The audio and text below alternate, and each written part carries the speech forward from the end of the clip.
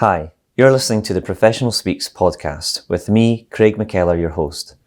As an ex-Big Four auditor for 6 years, I now run a specialist recruitment consultancy called McKellar Consulting.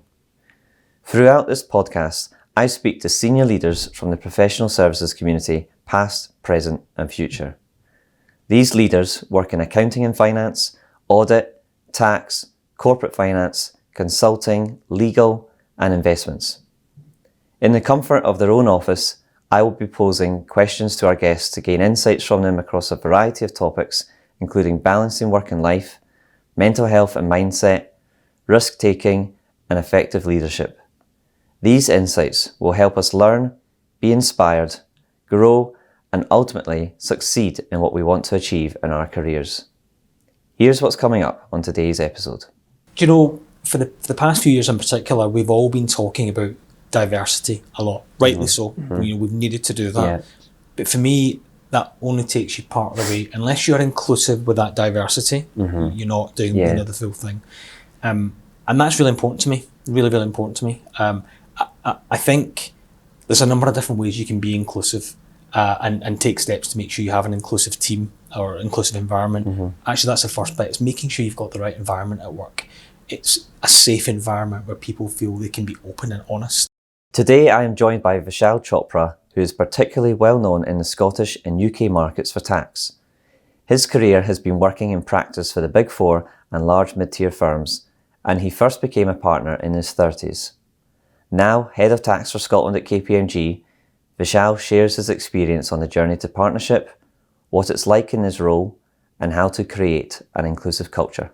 So Vishal, thank you very much for being a part of this new podcast series. Thanks, Craig. Delighted to be here. Thank you for inviting me on. No worries at all. And how are you doing today? We're on Monday of this recording, so you feeling good with the week ahead? Yeah, I think so. It's a busy time for us. Obviously, we've got the autumn statement coming up next week. So for us tax folk, it's one of the most exciting days of the year, of course. Yeah. So kind of looking forward to that with interest. Not expecting much to be coming out of it, if I'm being perfectly honest with you. I think it's going to be a fairly benign autumn statement for a couple of reasons. I think, frankly, there's not a lot that the Chancellor can do in terms of giving tax cuts. The tax take is already particularly high if you look back over however many decades, so he's not going to want to increase rates too much. And I think we'll see a lot of the main announcements being held back until next year, much closer to a general election. Okay. No, I was just about to ask that because I remember maybe the spring budgets and the autumn budgets in the past, you normally comment on it in the press, and I think most of the time, you know, you're right with your predictions. So, you know, we'll have to see if you're right this time around. Absolutely. I mean, usually there's a few things that are kind of well trailed in advance, so you get a sneak preview of what's coming down the line. The government are getting quite good these days of issuing consultations in advance, so you know the general direction of travel. So, for example, next week I suspect we'll get an update on a number of the big consultations that have been out over the course of the last few months. Great, good. And just for the viewers and listeners, I guess, who maybe haven't come across you before, don't know who you are. So you're Head of Tax for Scotland at KPMG. It's obviously quite a big role, or sounds it anyway. And so if you could maybe say a bit more just about your responsibility in that role. Yeah, so absolutely right. That's my role. That's my title, Head of Tax for Scotland at KPMG. So that's a team of about 150 people or so across the three offices, Glasgow, Edinburgh, Aberdeen. And that's a group of experts from corporate tax to VAT to R&D, you know, everything you would expect in a multidisciplinary firm like KPMG. So a big part of my role is spending time with the team and also spending time with our clients. And those clients are very varied as well, kind of from owner-managed businesses, individuals, right through to big PLCs and multinational corporations. Great. No, it sounds very interesting. And, you know, the journey to here is, you know, not been a short one, but have you always wanted to be a partner, do you think, you know, from early on, maybe in your career or even before that? Do you know, probably like most people when they start out their professional services career, no, to be honest with you. However, I guess over the years, I have had the opportunity to take on new challenges and different opportunities that have helped shape what I enjoy doing. And then that's allowed me to pursue more of that. And then I guess at some point in my career, I realised that actually I can make a real difference in my role to the team I'm working with, to the firm I'm working with, and the clients. And that's then led me on to take on further responsibilities, more senior roles, and find myself now as a head of tax for KPMG in Scotland. And ultimately, as a partner at the firm, I'm a steward of the firm, I'm trying to leave it in a better shape for the next generation of leaders that are coming through. So by no means was this the goal at the outset, but it's evolved over time. So, and you're saying it's evolved. So as it's evolved, when an opportunity's come up for that next, level up, if you like, manager, senior manager, director, partner, what's attracted you to take it? Because I guess not everyone makes it a partner, and that's not just because they're not good enough. Some people don't want that, some path, even maybe to senior manager or director or partner. What's attracted you in the evolution of your career? I think at each stage it's that point about taking time to think about what's important to me, what do I enjoy doing, and how can I pursue more time in that particular area. I've been in professional services for over 20 years now, and different opportunities have arisen over that time. I'm always very cautious in my approach to making big decisions. There are those kind of butterfly moments when you think about what you could be doing in 5 years' time based on a small decision you make today. So I'm generally very cautious as an individual, and do take time to reflect on what I enjoy and use that to inform the decisions I'm making. When you say cautious, do you mean, are you speaking about your risk appetite perhaps, or introvert, extrovert type of thing? Or? It's probably more my risk appetite, which is, it's funny that you phrase it like that though, because my risk appetite is probably different in different scenarios. When it comes to my career, I'm very cautious and reflective and take my time, sometimes probably too long. But in other avenues of my life, I'd probably take more risks. You're not jumping out of planes at the weekend and things No, like that? not at all. Not at all. And that evolution, of getting to partner through your career, going up the level, there's more responsibility as you progress. And I've chatted to people about this in the past, but kind of, it's obviously impacting those around you in your life as well when you get to a role that demands more of your time and more responsibility. Can you maybe talk to us about your support network, I guess in the evolution of your career, or perhaps when you first became partner and then as you become a more experienced partner? So I became a partner when I was in 2016, when my children were 1 and 3. So fair to say I had a lot going on in life at that time, as many people will resonate with. And I'm not going to lie, it was a challenge to juggle things, get that balance between demands in work and demands at home. One I'm still juggling and evolving, and it will evolve. My children today are 8 and 10, so what they need from me today is very different, and that will change over time as well.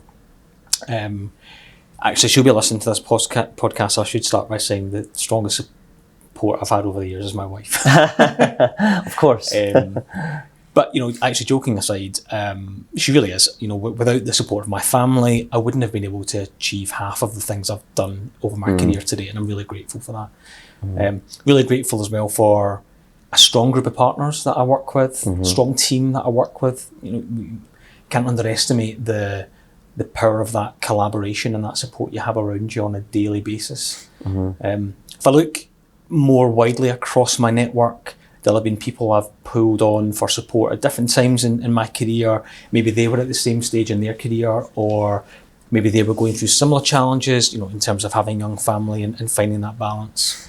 And even people at the other end of their careers who've been there, done that, and can actually help mentor me at different stages in my career. So quite a wide range of people, I would say, who've supported me along a journey that's just evolved over time. And that's interesting you say that about mentors as well. Have you sought out mentors maybe when you've thought, right, I think I'm going to go for a partner in a couple of years, or director or whatever? Has it been a stage and you've thought, I should seek out a mentor, or has it come quite naturally in terms of who that would be as well? Yeah, it more evolved naturally, to be honest with you. I've never really gone out to seek a mentor as such, just to have a mentor.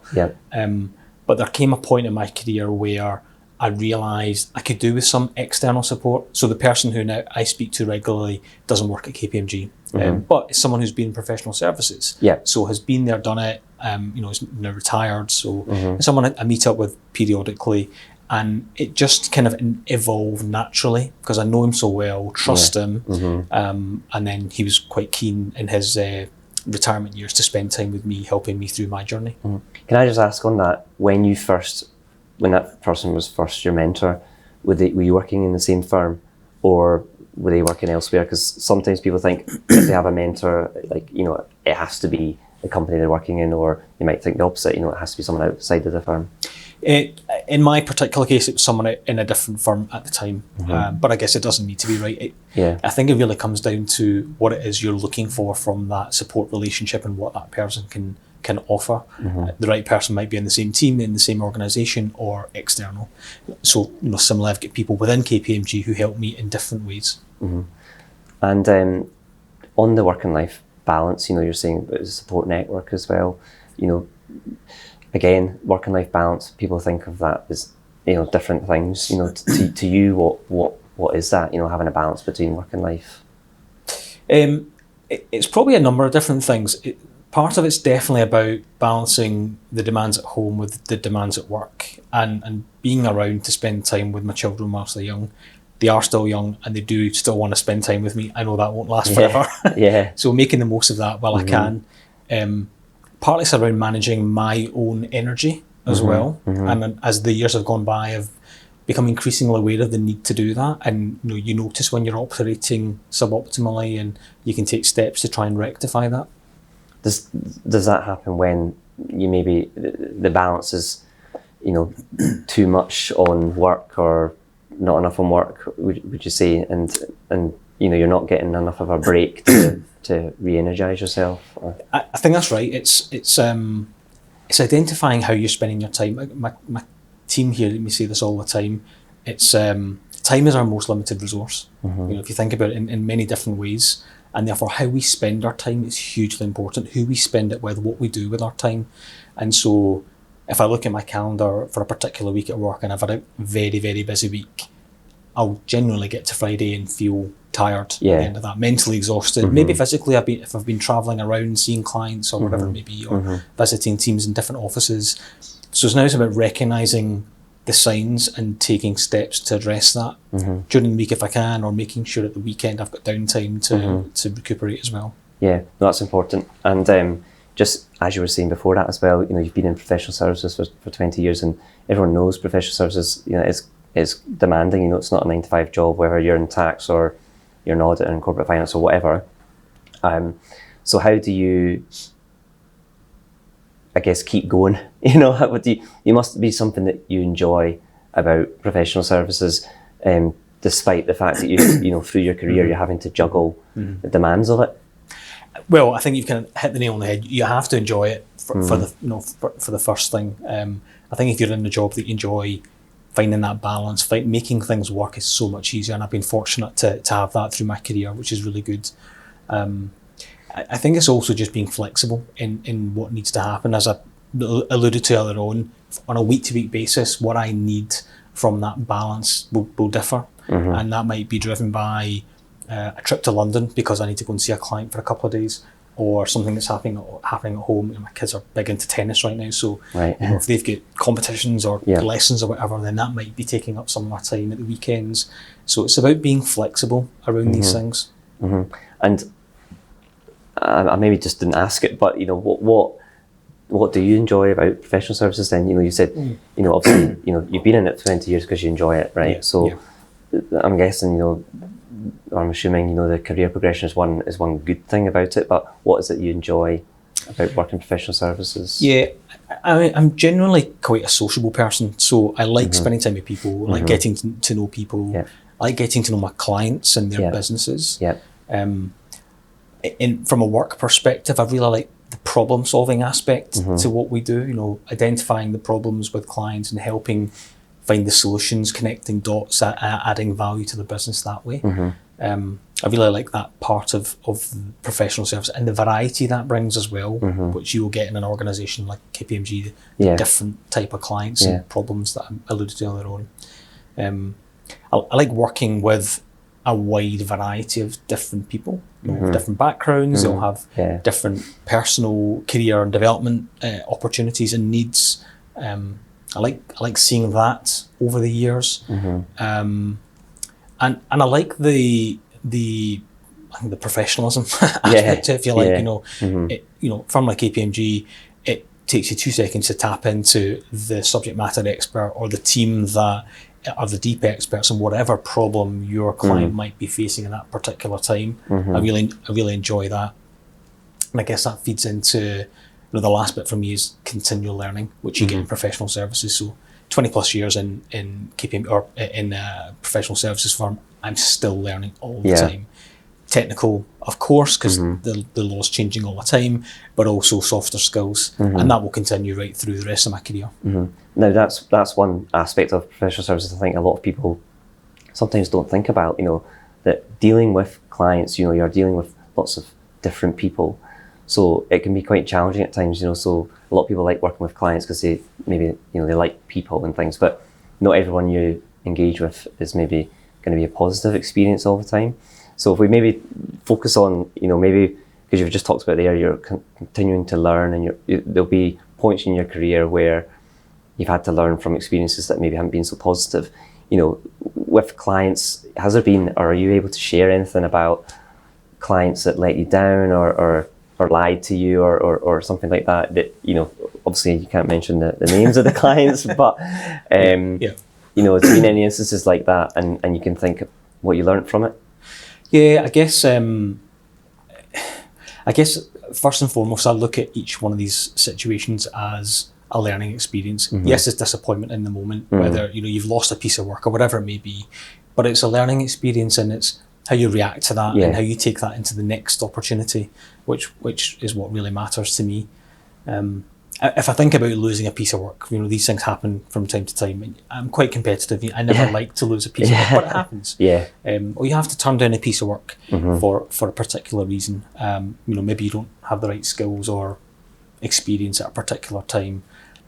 Again, in a firm like KPMG that's as big as that doesn't happen very often, but there might be other reasons. There might be capacity constraints or time is against you. And I feel like in that scenario, it's really important to be open and honest with your client. I would like to deliver always to a high standard, and if I'm not going to be able to do that because of one of these reasons I've just outlined, I'd rather be upfront with the business about that, and be authentic about it as well. That's really, really important to me.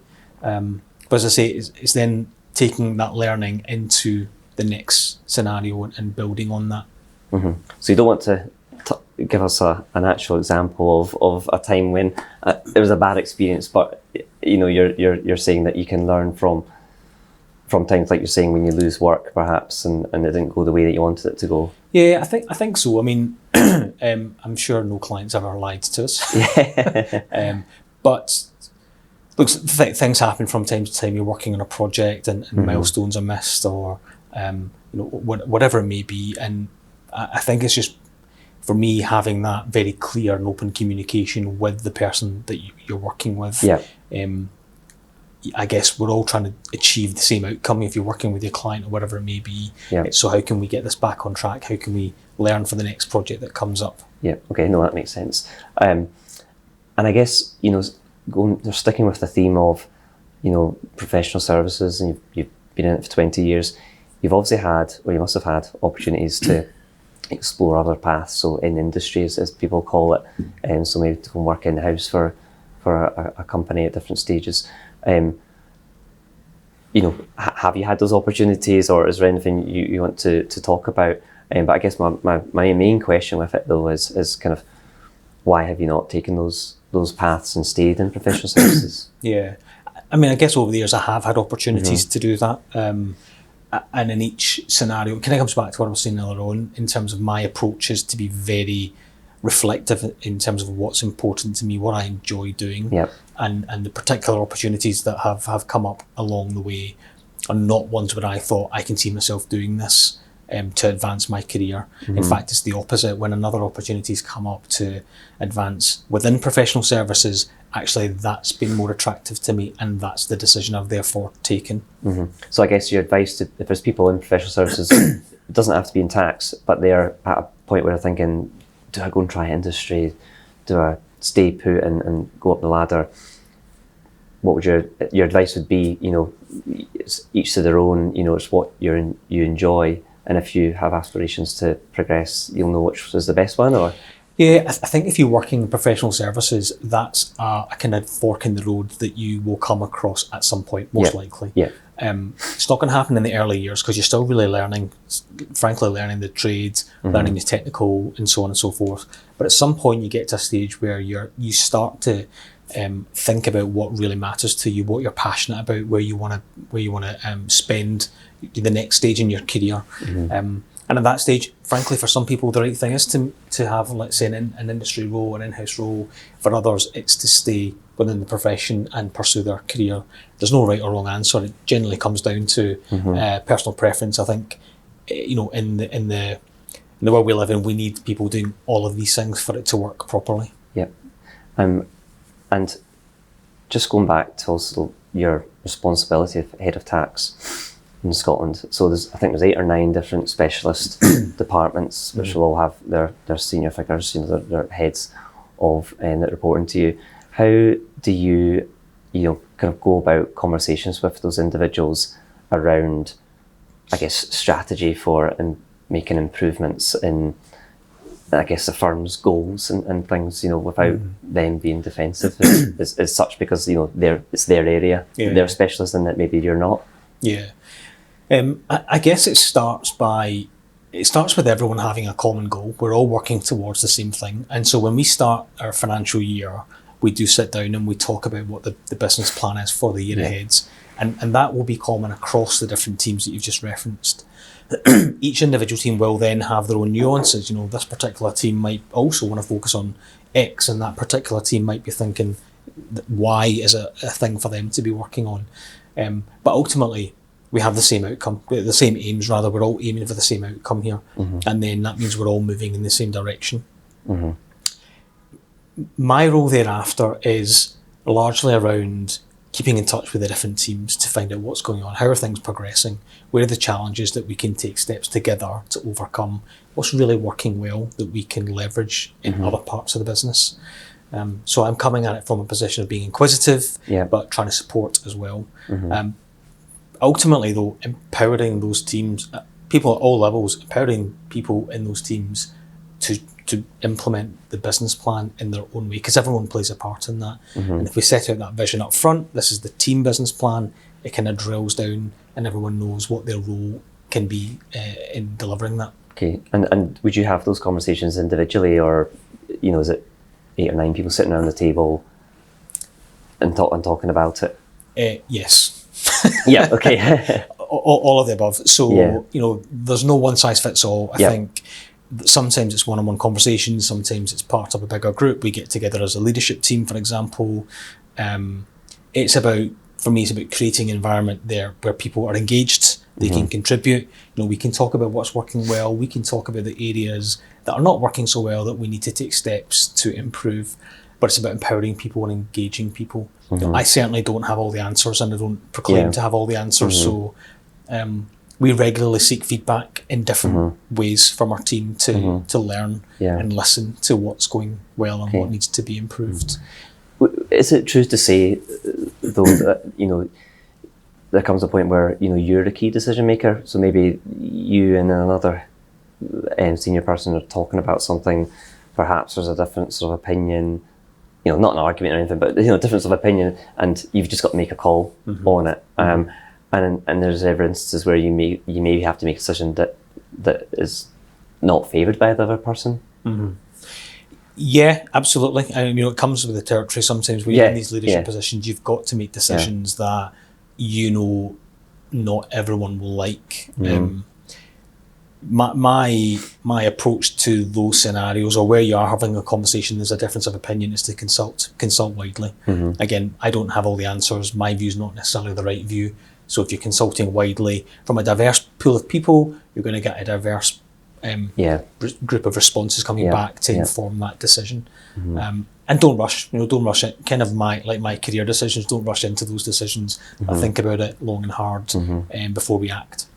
And kind of sticking on that inclusive culture, so you've been at a few firms, not lots, but I think this is your third firm in 20 years. So whether it's here or previous ones, how have you helped create an inclusive culture where people, do feel comfortable to voice their opinion and like have a voice? I know you can have a goal as a firm, but how do you as an individual, do that? Because there'll be people listening to us viewing this who might be a partner or soon to be a partner or have an aspiration, or maybe even work in another company in finance or whatever, but they've got a bit of work to do to get that culture going. Yeah, for the past few years in particular, we've all been talking about diversity a lot, rightly so. We've needed to do that. But for me, that only takes you part of the way. Unless you're inclusive with that diversity, you're not doing the full thing. And that's really important to me, really, really important to me. I think there's a number of different ways you can be inclusive and take steps to make sure you have an inclusive team or inclusive environment. Actually, that's the first bit. It's making sure you've got the right environment at work. It's a safe environment where people feel they can be open and honest. They can speak up. For example, they have an opportunity to contribute. To the point I was saying earlier on, we seek feedback from our people.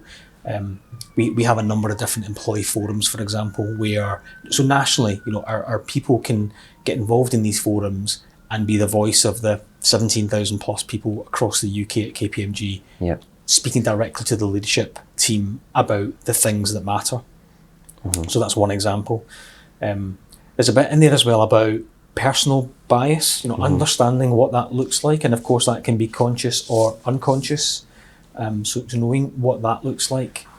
And making sure that working culture is one where people feel confident enough to challenge. And that's just with saying that to them, saying, listen, you can raise anything. You've got the platform to do that. There's no my way or the highway, and you're just communicating that to people. Absolutely, encouraging it, and then living and breathing that as well. Making sure you're actually following through with that. So when you get that challenge back, when people do speak up, they do so in a safe environment, and you act on that accordingly. Now, as head of tax as well, you said that I think there's 150 people in Scotland tax. It's a lot of people. I'm guessing you can't have one-on-ones with everybody all the time. But mental health is also a big thing, and that's certainly in the last several years it's become even bigger, which is a fantastic thing. And we've talked about work and life balance, which is important. How do you, I guess, get to know people well enough to know if they are doing well mentally, and maybe focusing on the people that you talk to often, your direct reports? Is there a way that you do that? Yeah, I think there's no one size fits all here. There'll be lots of different things that will work for lots of different people in different ways, and we do need to find the right balance for individuals. I think it comes down to relationship built on trust. If you don't have that solid foundation, then I don't think you're going to make much progress there. So again, it comes back to creating that safe environment for people where they can be open and honest with you, in conversations with you. You're right, it's a big team, so I don't have one-on-one conversations with 150 people, but I'm fortunate to have a big team of people around me who can help with that, and we all support each other so that if things do crop up, we're taking the right steps to support our people. And we're sharing the burden and learning from each other as well, what's working well and what isn't. And I'm assuming, I know KPMG do it, but you'll have socials as well, and which helps the bonding, because I used to work in professional services as well at Big Four, and if you don't have those socials, you can just be at your laptop and not really getting to know people if you're not talking out of the work that you're doing. So that's obviously an important thing as well. Very much so. And we do different things throughout the year, within teams and across teams, to make sure that we are all doing things differently to get to know each other outside of work. So absolutely, I think that's hugely important. And doing different social events as well. They don't gone are the days where you get to a Friday and everyone goes straight to the pub. That's not really the culture anymore. It's different things that genuinely give people the opportunity to get to know their colleagues in different ways. Some of that can happen in the office as well, right? So we can be very intentional about how we spend our time together in the office, whether that comes down to seating plans or cordoning off areas for specific teams, whether it comes down to organising days where specific teams can sit next to each other. All of these things can make a big difference. And who checks in on you as well? It's a good question.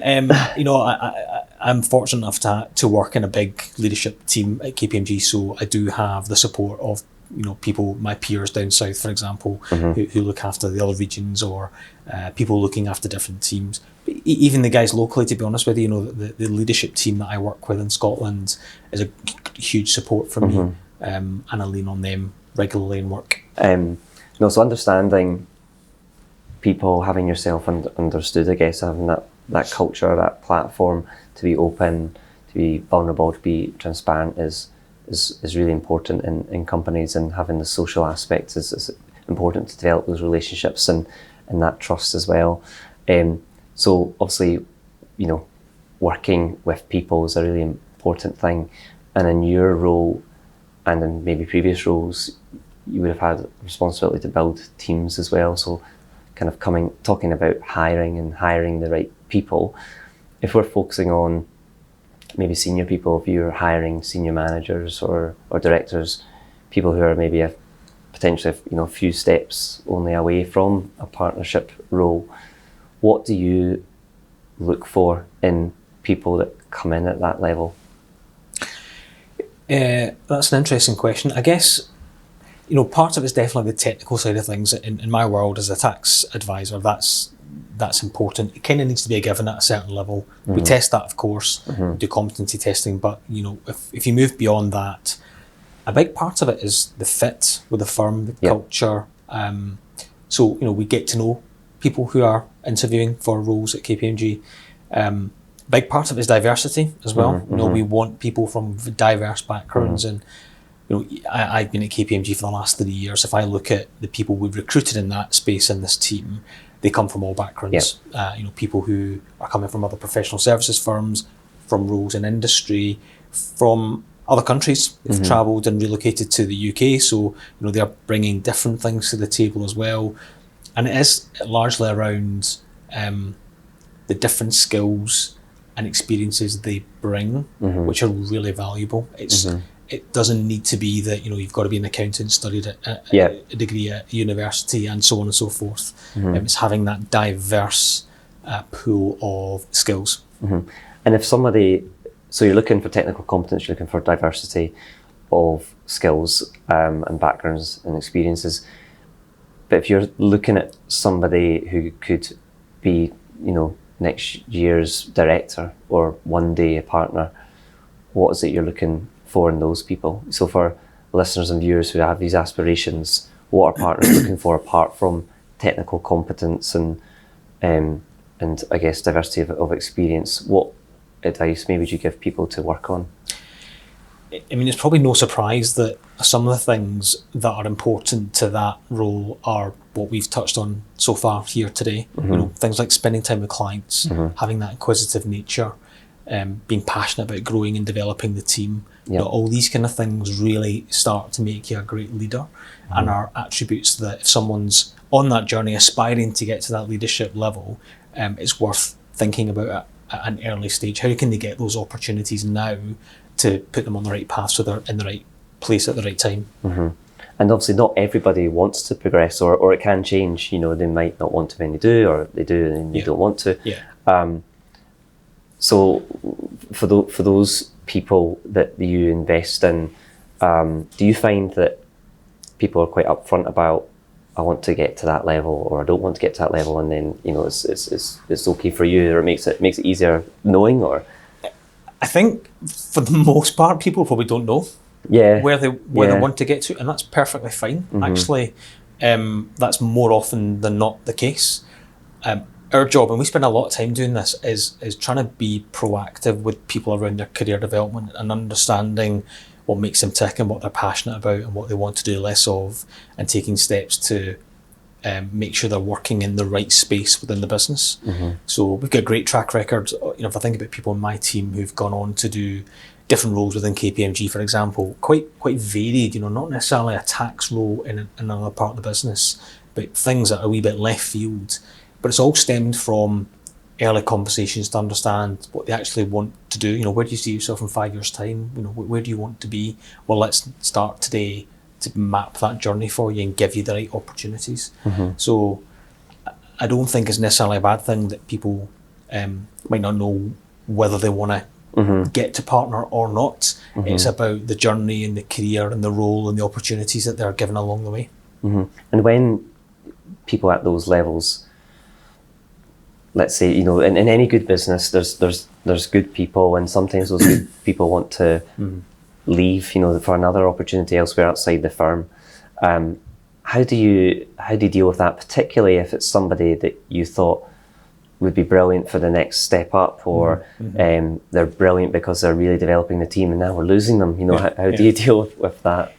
Yeah, look, you never really want to lose good people in your team, regardless of their seniority in that team. So, that's one thing.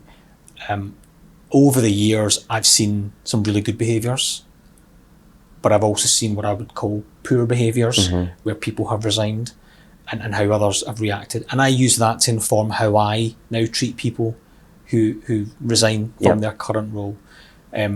I think the overarching point there is to be respectful of people's decisions. You've got to recognise they're not taking these decisions lightly. Okay, it is coming back to that butterfly effect I said earlier on. The decision you make today influences what you're going to be doing in 5 years' time, where you're doing it, how you're doing it, etc. So I think you've got to be respectful of people's decisions.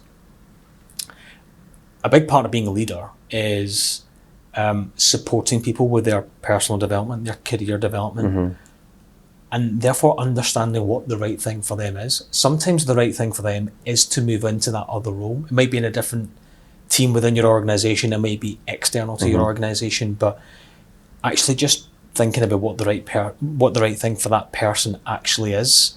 I think if you're kind to people, karma will pay you back in due course. I think in my job, obviously being a recruitment consultant for many firms, sometimes people get offers and they're excited by it, and then later on, when they go to resign, they decide to stay where they are once they've spoken to their senior leader. And often I think, I wish I was a fly on the wall in that room and to hear what was said. And so are you saying that when people resign, good people, you're not getting them to stay for this reason, but you're saying you want to understand why they're making that decision, and also thinking about their aspirations for their career, and then if you think, that makes sense, you'll be supportive. Or if you think they should stay, you would also voice that opinion. I think you're right. It's about understanding what's behind the decision, trying to unpick that. What are the drivers? I often talk about push and pull factors. When someone's made a decision like that, what are the factors that are pushing you away from current role? What are the factors that are pulling you towards that other role? So trying to understand the drivers is a really big part of that conversation. Because when you understand that, there may be things that you can do in the current role to address that. There may not, and I guess you can only really react once you understand what's really driving someone to make that decision. Yeah, no, I agree with that as well, and I think in my role, my aim is to help people progress in their career, and obviously with what I do, it's moves, isn't it, with between firms. So it's always interesting to hear what people want to do. I always tell people that if you're just moving for financial reasons, it's not really the best thing to do, because you're going to get to a point where it's not really going to make much of a difference, and you've got to think more long term, which I think is what is great about working in professional services, because there's a lot of investment that goes into people's careers and a lot of opportunity to develop, not just in terms of progression of role, of title, but other ways that you can be developed as well that might not be out there. And in industry. Yeah, I think you're spot on. It's taking that longer term view, and that's what it comes back to. You know, where do you want to be in 3 years' time, 5 years' time? What do you think your career's going to look like? What experiences are you looking to have? Because often you find when someone's making that decision to move into a different role, it's a short-term outlook they have. But actually taking a step back and thinking about that longer-term view often gives a different slant on things. And I think, I don't know if you would agree with this, but you know, if whether you're in industry or you're in professional services, if you want to progress a senior level, it's going to demand a lot from you in terms of, you know, time as well as other things. So you know, you've got to work out how you also stay mentally strong, and I think coming into that is probably the work and life balance that we've been talking about. So I know you said you try and look at how you can have a balance, and obviously you've got family to think of, and you don't want to miss out on events and things. Is there any other ways that you try and stay, you know, mentally positive, you know, just to keep you going in your job? I think, and you know, as being a dad as well, and a wife, a husband. I get asked that question every now and then, actually, for people, you know, when they're taking on new roles or new senior roles, and there's no one size fits all. Again, it really will depend on the particular individual. For me, it's about challenging how I spend my time, where I spend my time, and that may be, you know, what time I start my day, what time I finish my day, so I can spend time with my children before they go to bed. I try my best not to work at the weekends. Doesn't always happen. I had to work a little bit this weekend, but I really try my best not to work at the weekends so that I can get that mental break from 5 busy days, take a mental break. Can I ask just on that, is that something you tried to do from early on in your career, or? I probably started being very intentional about it when my first child was born, so 10 years ago. I remember coming back, and of course at that stage life is chaotic, as you well know. So I remember coming back to work thinking, right, you know, I need to change how I'm operating here so that I can be home to do what I need to do back at home. And I've probably just kept that mindset. It's evolved massively over the years, and I'm not saying I've got it right by any means. I'm still learning and practicing different things, but that works for me. You know, it might not work for someone else. Someone else might decide they want to spend all day Sunday catching up before the week starts. You know, it really depends on the individual. But for me, it's I would prefer to start earlier in the morning, finish at a sensible time to see my children. At the weekends, actually, I don't often have a choice because I'm busy being a taxi to and from different classes and so on. But that works for me. That works on my calendar. And you know, we've talked about your career, and you know, you've taken opportunities to progress, and obviously you've got a drive and, you know, motivation, ambition to progress and succeed. So I like to end my podcasts with just asking the question, kind of, what goal do you have, you know, to achieve in the next 12 months? And that can be personally, or it can be at work. Okay. Well, I guess, ironically, despite what I said earlier on, I probably don't have a 5-year plan. And I don't know exactly what I want to be doing in 5 years' time, but I do know that there will be opportunities for me at KPMG in different areas. So, you know, as I've alluded to earlier on, I will continue to think about what that could look like and shape it with the people that support me. But, you know, from a work perspective, we're going through some tough economic times right now. So my short-term focus over the next, say, 12 months is to help my team and help my clients navigate those kind of choppy waters that are ahead, uncertainty in the market. Personally, outside of work, probably 2 things I'm trying to do to invest in myself. I recently started jogging, which is not something I've ever done. Not sure I love it yet, if I'm being honest, but I'm keen to see what I can make of that. And reading more. It's a good one. I guess with young kids, you know, I don't always get the opportunity to read as much as I would like. So I'm really challenging myself at night time, put the technology down and pick up a book instead. Great. Good. Well, really enjoyed the chat, so thank you very much again for your time. Likewise. Thank you, Craig. Cheers. Thanks. Thank you for listening to the Professional Speaks podcast. Remember, you can watch the episode recording on our YouTube channel, and if you can, please do subscribe and share with all of your friends. The more people who listen to this, the more guests we can have on to share so that you can learn, be inspired, grow, and ultimately succeed in what you want to achieve in your career. Please also contact me if you have any feedback on this episode. I'd love to hear from you.